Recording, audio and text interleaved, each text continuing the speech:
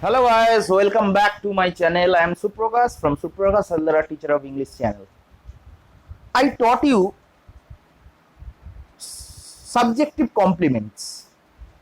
Now I am going to teach you objective complements, prepositional or group verbs,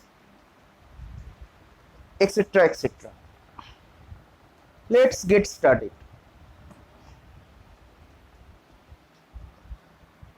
What are objective complements? Complements of transitive and active verbs relate to object and are called objective complements. অর্থাৎ কি বলতে চাইছে? বলতে চাইছে transitive ভার্বের compliments যেটি অবজেক্টের সম্পর্কে কিছু বলে, সেই ওয়ার্ডটিকে বলা হচ্ছে কমপ্লিমেন্ট। যেমনি ধরো আমি এখানে একটি সেন্টেন্স লিখেছি, আই স হিম গো। আইটা এখানে সাবজেক্ট, সটা এখানে বুঝতেই পারছো ট্রানজিটিভ ভার্ব এবং হিমটা হলো অবজেক্ট।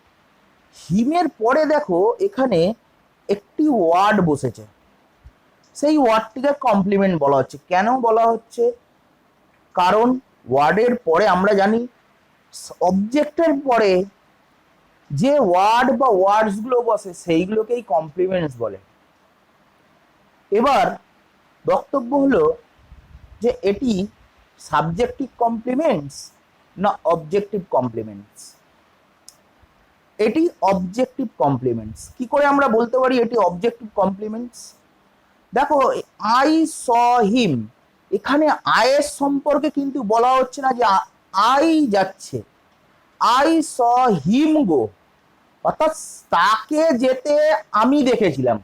আমি কিন্তু যাইনি, তাকে যেতে আমি দেখেছিলাম। তার মানে হলো আমি কিন্তু এখানে তার সম্বন্ধে বলছি যে তাকে আমি যেতে দেখি। অর্থাৎ অবজেক্টের সম্বন্ধে যখন কোনো কথা বলা হচ্ছে এবং অবজেক্টের পর বসছে তখন সেটিকে বলা হয় অবজেক্টিভ কমপ্লিমেন্টস। সবসময় অবজেক্টিভ কমপ্লিমেন্টস অবজেক্টের পর বসবে এবং অবজেক্টের সম্পর্কেই বলবে। দেখো কোন কোন ওয়ার্ডগুলি যেইগুলি অবজেক্টিভ কমপ্লিমেন্টস নেয় তারপরে, যেমনি ভার্বস অফ নেমিং, যেসব ভার্বের দ্বারা নাম বোঝায়, যেমন ধরো নেম, কল, টার্ম এক্সেট্রা। কি কি? Name, call, term etcetera. 2 নম্বর দেখো ভার্বস অফ থিঙ্কিং, যে ভার্বগুলির মাধ্যমে থিঙ্ক করা বোঝায়। অর্থাৎ দেখো থিঙ্ক, কনসিডার, সাপোজ, বিলিভ, এইসব ভার্বগুলির ক্ষেত্রে এইসব ভার্বগুলি কিন্তু অবজেক্টিভ কমপ্লিমেন্ট তারপরে নেয়। দেখো ভার্বস অফ মেকিং নাম্বার 3। কি কি verbs of making? Make, create, appoint. আর একবার বলছি, মেক, ক্রিয়েট, অ্যাপয়েন্ট। এই ভার্বগুলি সবসময় টেক অবজেক্টিভ কমপ্লিমেন্ট, অর্থাৎ এই ভার্বগুলি তারপরে সবসময় একটি অবজেক্টিভ কমপ্লিমেন্টস নেয়। সবসময় কিন্তু অবজেক্টিভ কমপ্লিমেন্টস এই ভার্বগুলো নেয়। এটি কি তোমরা খাতায় লিখে রাখতে পারো। নেক্সট 2 নম্বর দেখো প্রেপোজিশনাল অর গ্রুপ ভার্বস। এই জিনিসটি কি বলছে? Prepositional or group verbs are verbs which grouped with prepositions are used as single transitive verbs. কি বলছে? বলছে যখন কোনো ভার্ব তারপরে প্রেপোজিশন নেয়, যখন কোনো ভার্ব তারপরে প্রেপোজিশন নেয় তখন সে ভার্বটি কিন্তু সিঙ্গেল ট্রানজিটিভ ভার্ব হিসেবে বিবেচিত হয়। তাহলে দেখো আমি এখানে এই সেন্টেন্সটি লিখেছি, হি লাফড অ্যাট দেম। এখানের মধ্যে দেখো এই যে লাভ যে ভার্বটি আছে, এই ভার্বটি কিন্তু তারপরে একটি প্রেপোজিশন নিয়েছে অ্যাট। যখন ভার্ব তারপরে এরকম প্রেপোজিশন নেবে সেই ভার্বটিকে বলা হবে কিন্তু সিঙ্গেল ট্রানজিটিভ ভার্ব। এই ভার্বগুলোকে বলা হবে single transitive verb. Same second সেন্টেন্সটি দেখো, he acted on the rule. দেখো এই he acted on the rule, acted এই ভার্বটির পর অন একটি প্রেপোজিশন নিয়েছে, অর্থাৎ এখানে অ্যাক্টিভটি কি বলে গণ্য করা হচ্ছে? Transitive verb. কেন? এখানে বলেই দিয়েছে preposition or group verbs are verbs which group with prepositions are used as single transitive verbs. তার মানে বোঝা গেল যে ভার্বগুলো তারপরে প্রেপোজিশন নেয় সে ভার্বগুলোকে প্রেপোজিশনাল গ্রুপ ভার্বস বলা হয়, এবং গ্রুপ ভার্বস বলছে, এবং সেইগুলো কিন্তু ভার্ব প্রেপোজিশনের আগে যে ভার্বগুলো বসছে সেই ভার্বটি কিন্তু ট্রানজিটিভ ভার্ব হিসাবে গণ্য করা হয়।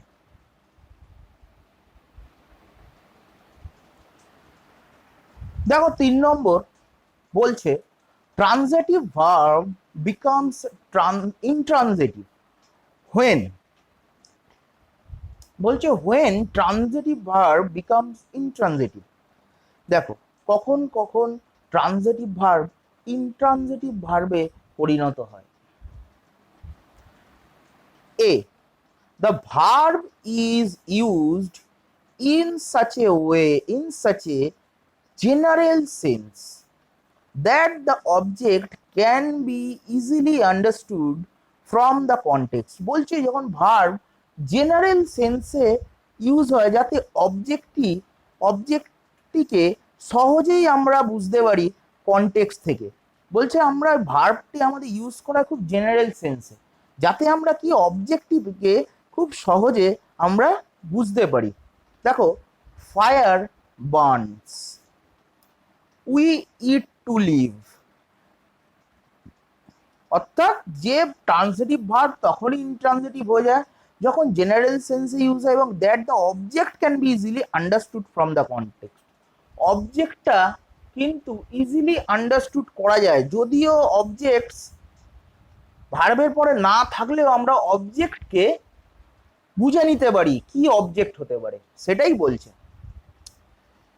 দেখো বি, আর কি কি ক্ষেত্রে ট্রানজিটিভ ভার্ব ইনট্রানজিটিভ ভার্বে পরিণত হয়?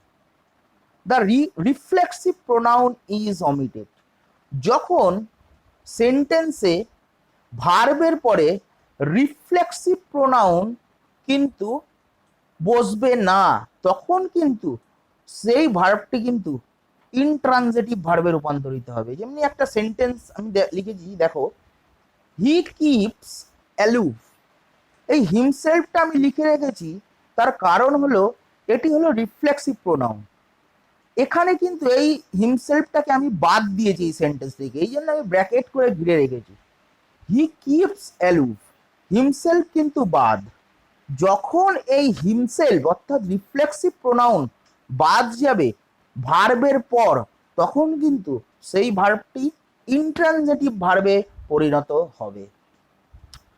Next, an adverb is added to the verb, যখন ভার্বের পরে অ্যাডভার্ব বসবে, অর্থাৎ দেখো আমি একটি সেন্টেন্স লিখেছি কলেরা হ্যাজ ব্রোকেন আউট, এটা আমরা বুঝতেই পারছি এটি সাবজেক্ট, এটি অক্সিলারি ভার্ব, এটি মেন ভার্ব। মেন ভার্বের পরে দেখো আউট বসেছে, এই আউটটি কিন্তু অ্যাডভার্ব। তাহলে এখান থেকে আমরা বুঝতে পারছি এই ভার্বটি কিন্তু ইনট্রানজিটিভ ভার্বে পরিণত হয়েছে, কারণ এই ভার্বের পরে কিন্তু অ্যাডভার্ব বসেছে। Option D, the verb is used quasi passively. আচ্ছা এই কোয়াসি প্যাসিভ কথাটার মানে কি? কোয়াসি প্যাসিভ কথার মানে হলো সেন্টেন্সটিতে প্যাসিভ ফোর্স প্রেজেন্ট থাকবে। প্যাসিভ ফোর্স মানে কি?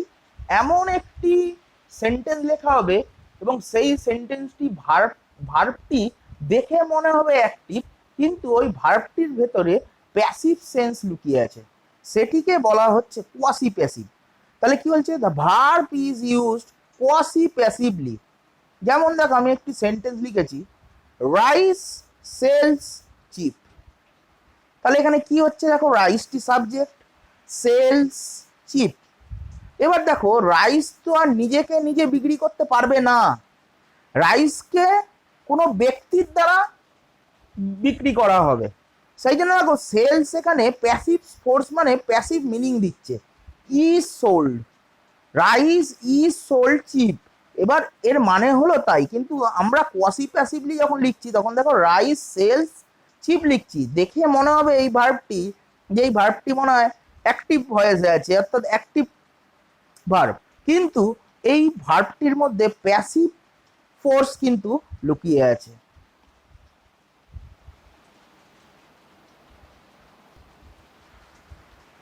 দেখো নাম্বার 4, আগে আমরা দেখলাম যে ট্রানজিটিভ ভার্ব কিভাবে ইনট্রানজিটিভ ভার্বে পরিণত হয়।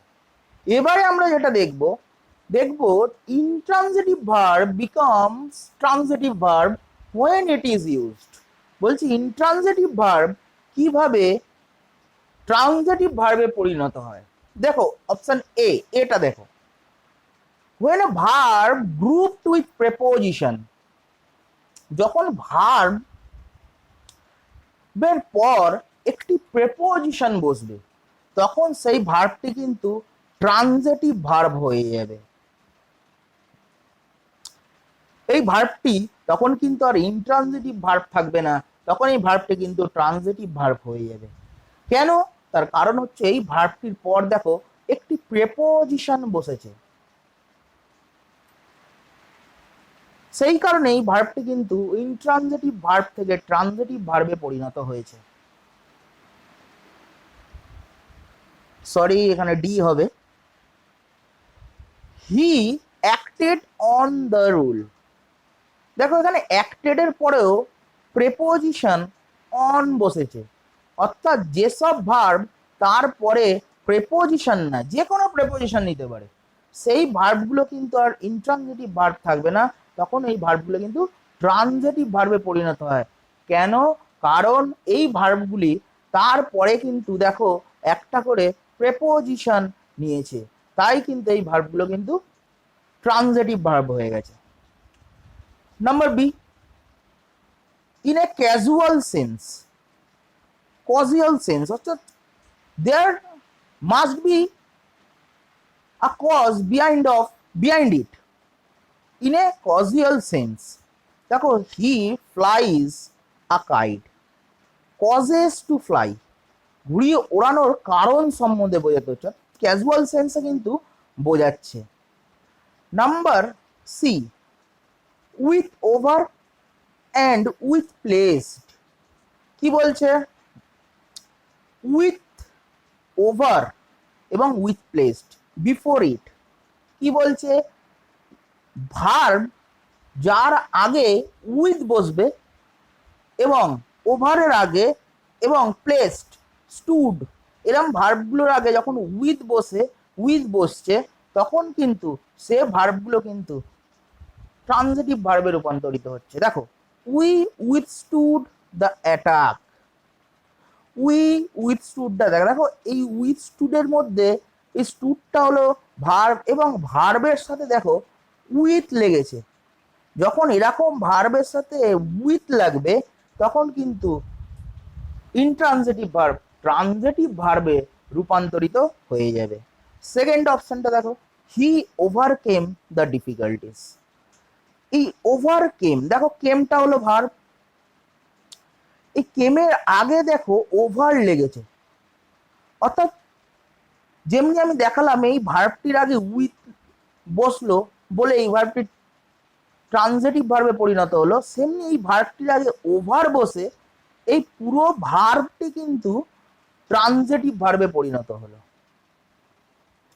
এবার কি বলছে number D, option D, with আর রিফ্লেক্সিভ পার্সোনাল অবজেক্ট। বলছে পার্সোনাল অবজেক্টের ক্ষেত্রে তখন কিন্তু ট্রানজিটিভ ভার্বটা ইনট্রানজিটিভ ভার্বটি ট্রানজিটিভ হয়ে যায়। যেমন দেখো দে স্যাট দেম ডাউন, অর্থাৎ দেখো এই যে স্যাট যে ভার্বটি আছে এই ভার্বটি কিন্তু ট্রানজিটিভ ভার্ব হয়ে গেল। কেন? দেখো এখানে দেমটা হচ্ছে রিফ্লেক্সিভ পার্সোনাল অবজেক্ট হয়ে গেছে, রিফ্লেক্সিভ কিন্তু পার্সোনাল অবজেক্ট হয়ে গেছে, সেই কারণে এই রিফ্লেক্সিভ পার্সোনাল অবজেক্টের আগে যে ভার্বটি বসেছে সে ভার্বটি কিন্তু ট্রানজিটিভ ভার্বে পরিণত হয়েছে ইনট্রানজিটিভ থেকে। আর কখন হতে পারে intransitive verb transitive? With a cognate object. Cognate object দেখো কি একটা সেন্টেন্স লিখেছি, he ran a race, he স্যাং a song. এরম যে সেন্টেন্সগুলো হয় ভার্বের পরে ran a race, he স্যাং a song, এরম যে সেন্টেন্সগুলো হয় সেই সেন্টেন্সগুলিতে যে ভার্বগুলো বসে সেইগুলোকে কিন্তু ইনট্রানজিটিভ ভার্বের থেকে ট্রানজিটিভ ভার্বে রূপান্তরিত হয়। কগনেট অবজেক্ট নিয়ে আমি পরে আলোচনা করব। দেখো এবার যেটা আমরা পড়বো সেটা হলো নন ফাইনাইট ভার্ব, যাকে ভার্বালসও বলা হয়। Non finite verbs are of three kinds. কি কি? ইনফিনিটিভস, জেরান্ড আর পার্টিসিপেল। তাহলে ইনফিনিটিভ কাকে বলে? The infinitive is formed by adding to expressed or understood before the verb. বলছে কি ভার্বের আগে টু বসে ইনফিনিটিভ তৈরি করা হয়। আমি এখানে লিখে রেখেছি দেখো টু প্লাস V1। এটির মানে কি? দেখো এই সেন্টেন্সটি দেখো, হি ওয়ান্টস টু প্লে। এবার দেখো এই টু, আর এটা হলো ভার্বের ফার্স্ট ফর্ম, আর এটা হলো টু প্লাস ভার্বের ফার্স্ট ফর্ম। এটাকে টোটালটাকে আমরা বলবো ইনফিনিটিভ। ইনফিনিটিভ অর্থাৎ এইটা কিন্তু টোটালি ইনফিনিটিভ। আর এতে টু প্লাস V1 মানে এই যে টু, আর এটা হচ্ছে ভার্বের প্রেজেন্ট ফর্ম হচ্ছে V1 বেস ফর্ম, সেই জন্য to plus V1 is called infinitive. ইনফিনিটিভে কি হয়? বাই অ্যাডিং টু, অর্থাৎ ভার্বের আগে টু অ্যাড করে ইনফিনিটিভ তৈরি করা হয়। দেখো আফটার কিছু ভার্বের পর ইনফিনিটিভ বসে না, the sign of infinitive is omitted. অর্থাৎ এমন কিছু ভার্ব আছে যেইগুলি ইনফিনিটিভ নেয় না সঙ্গে। যেমন ধরো after the active voice of the verb, কি কি verb? Please, see, let, make, know, feel, hear, bid, need, behold, watch, dare. দেখো এত কটা verb, please, see, let, make, know, feel, hear, bid, need, behold, watch, dare, এই ভার্বগুলো কিন্তু তারপরে active ভয়েসের ক্ষেত্রে ভালো করে ধ্যান দিয়ে শোনো, অ্যাক্টিভ ভয়েসের ক্ষেত্রে কিন্তু ইনফিনিটিভ নেয় না, কিন্তু প্যাসিভে যখন এই ভার্বগুলো বসে তখন কিন্তু ইনফিনিটিভ নেয়। ভেরি ভেরি ইম্পর্টেন্ট, যখন প্যাসিভে বসে তখন কিন্তু ইনফিনিটিভ নেয়, যখন অ্যাক্টিভ হিসাবে বসছে এই ভার্বগুলো তখন কিন্তু অ্যাক্টিভ ভয়েস হিসাবে বসছে তখন কিন্তু এই ভার্বগুলো ইনফিনিটিভ নেয় না। দেখো আমি এখানে সেন্টেন্স লিখেছি, I saw him go home. এই টুটা আমি এখানে ব্র্যাকেটে কেন ঘিরে দিয়েছি? কারণ আমরা এখানে টুটাকে অমিট করেছি।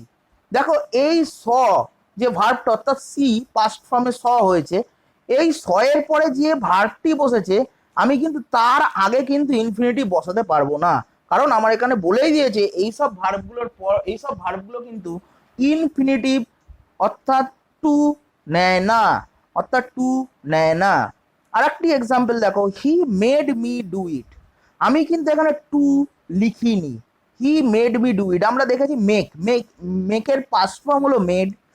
হি মেডের পর যে ভার্বটি এসছে এখানে কিন্তু আমি লিখিনি he made me to do it, এটা কিন্তু ভুল হয়ে যাবে অ্যাক্টিভ ভয়েসের ক্ষেত্রে। কিন্তু প্যাসিভে যখন হবে তখন কিন্তু এই মেডের পরে অবশ্যই টু বসবে। অ্যাক্টিভে দেখো he made me to do it যদি বসাও তাহলে কিন্তু সেন্টেন্সটি ভুল, এখানে বসাতে হবে he made me do it. এখানে দেখো টুটা কিন্তু অমিটেড, এবং এই ভার্বগুলোর পরে ইনফিনিটিভ কিন্তু বসবে না। আজকে ক্লাস আমি এই অবধি রাখছি, এখানেই আমাদের ক্লাস সমাপ্ত হচ্ছে। এবং আমার এই ক্লাস নিয়ে যদি আপনাদের কোনো মতামত থাকে আমাকে কমেন্ট সেকশানে অবশ্যই জানান, এবং কিছু যদি ওপর আপনাদের যদি নলেজ রাখতে চান ইংলিশ গ্রামারের, আপনারা অবশ্যই আমাকে কমেন্ট সেকশানে জানান। এছাড়া আমার চ্যানেলটিকে সাবস্ক্রাইব করুন এবং লাইক বাটনে ক্লিক করুন। অবশ্যই সাবস্ক্রাইব বাটনের পাশে বেল আইকন আছে, অবশ্যই ক্লিক করুন, না হলে আপনারা আমার নতুন ভিডিও নোটিফিকেশনগুলো কিন্তু পাবেন না। অবশ্যই বেল আইকনে ক্লিক করুন। Thank you so much for watching my video.